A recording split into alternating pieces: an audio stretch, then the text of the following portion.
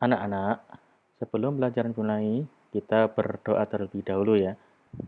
Bismillahirrahmanirrahim. Rabbi zidni ilma warzuqni fahma. Nah, mudah-mudahan pelajaran hari ini bisa berjalan lancar. Untuk materi yang pertama yaitu tentang Nabi Muhammad SAW sebagai teladanku. Sebelum pelajaran dimulai, kita mengamati gambar ya.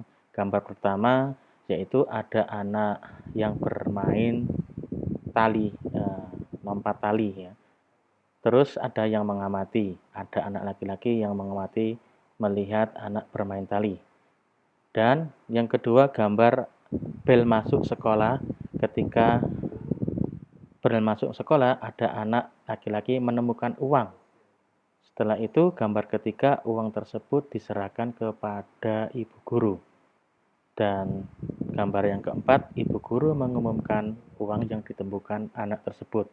Berarti anak laki-laki tersebut mempunyai sifat jujur. Untuk pelajaran yang pertama yaitu Nabi Muhammad SAW dikenal jujur sejak kecil. Ketika dewasa, Nabi mendapatkan gelar Al-Amin. Nabi Muhammad SAW selalu jujur kepada siapapun, baik dalam perbuatan maupun perkataannya. Anak Islam harus jujur seperti Nabi Muhammad SAW. Orang jujur akan bernasib baik seperti para rasul. Ayo bersikap jujur dalam kehidupan sehari-hari. Isi materi yang pertama yaitu sikap jujur Nabi Muhammad SAW. Yang kedua, keuntungan bersikap jujur. Sikap jujur Nabi Muhammad SAW. Nabi Muhammad SAW terkenal kejujurannya. Masyarakat memberinya gelar Al-Amin, artinya dapat dipercaya.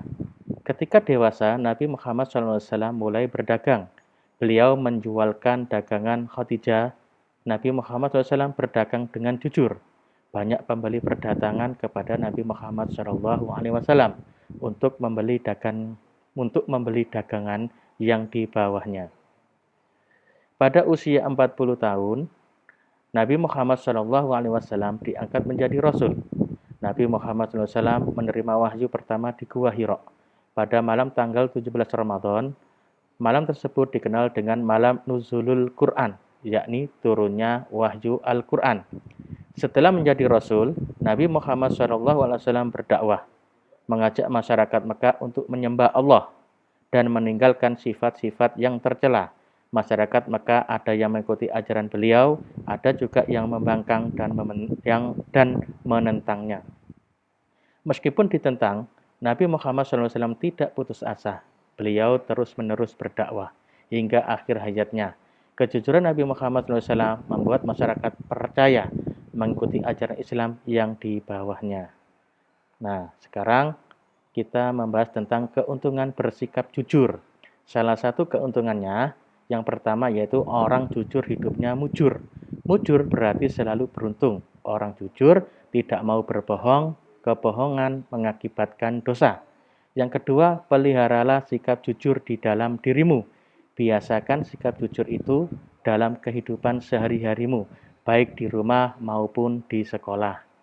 Anak yang jujur akan disayang oleh siapapun. Sikap jujur juga bermanfaat dalam kehidupan kita. Kita akan dipercaya oleh siapa saja karena sikap tersebut jujur termasuk meneladani sikap Nabi Muhammad SAW.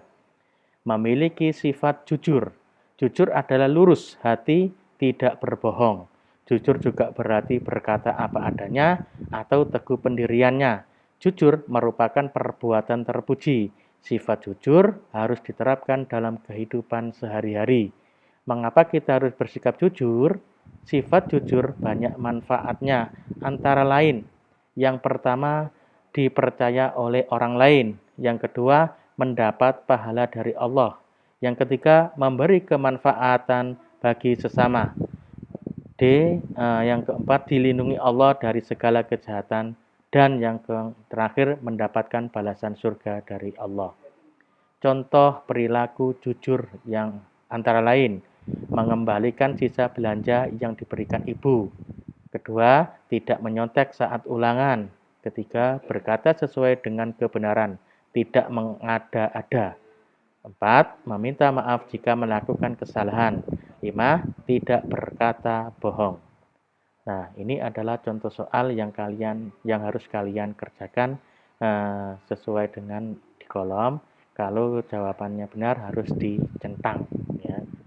Ya, contoh nomor 1, aku selalu berbuat jujur kepada orang tua, guru, dan teman.